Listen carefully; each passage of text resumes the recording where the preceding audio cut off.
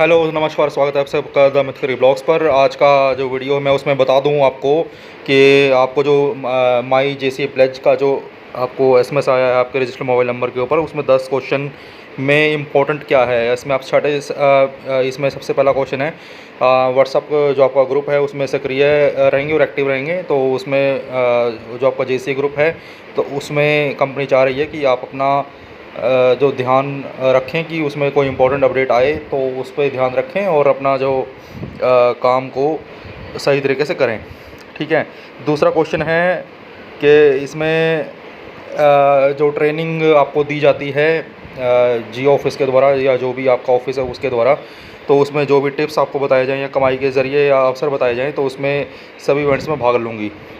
और तीसरा है जी, यहाँ पे हर एक लीड को इम्पोर्टेंट मानूंगी।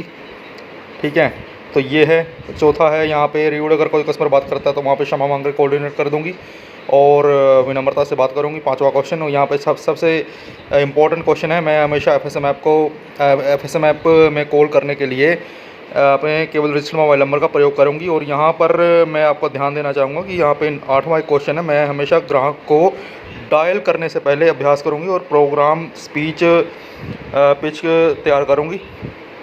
और 9वां क्वेश्चन सबसे इम्पोर्टेंट है, यहाँ पर कंपनी एक्चुअली कंसेंट मांग रही है आपसे कि मैं हमेशा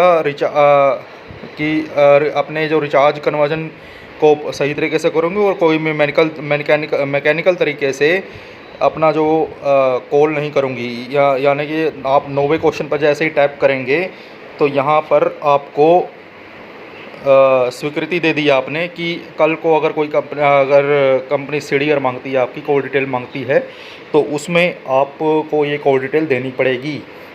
और अगर उस कॉल डिटेल में अगर आप जो गलत तरीके से कॉल कर रहे हैं, मैकेनिकल तरीके से कॉल कर रहे हैं, तो यहाँ पर आपकी स्वीकृति देने का मतलब ये हुआ कि अगर आप कोई गलत एक्टिविटी कर रहे हैं, फेक कॉलिंग कर रहे हैं, तो कंपनी आपको टर्मिनेट कर सकती है। ठीक है, तो यहाँ पर 10 के 10 क्वेश्चन को आपको येस पर टैप करना है। ठीक है, और ओके पर टैप करेंगे। यहाँ पर 100% जेसी प्लेज का जो आपका जो उत्तर है कंप्लीट हो चुका है और आप पास हो चुके हैं। यहाँ पर मैंने आपको जो 9वां क्वेश्चन बताया कि आप किसी भी गलत तरीके से एफएसएम ऐप की कॉलिंग को नहीं करेंगे, मशीनी तरीके से कॉल नहीं करेंगे। तो एक तरीके से कंपनी ने यहाँ पर आपसे कंसेंट मांग लिया है कि कल को अगर कोई इशू होता है, ठीक है, तो आप उसके उत्तरदायी होंगे और टर्मिनेशन के लिए सिर्फ आप ही उत्तरदायी होंगे और आपका पे आउट भी होल्ड हो सकता है। तो अपना जो कॉलिंग है ध्यान से कीजिए और सही तरीके से कीजिए, रिचार्ज कन्वर्जन कीजिए।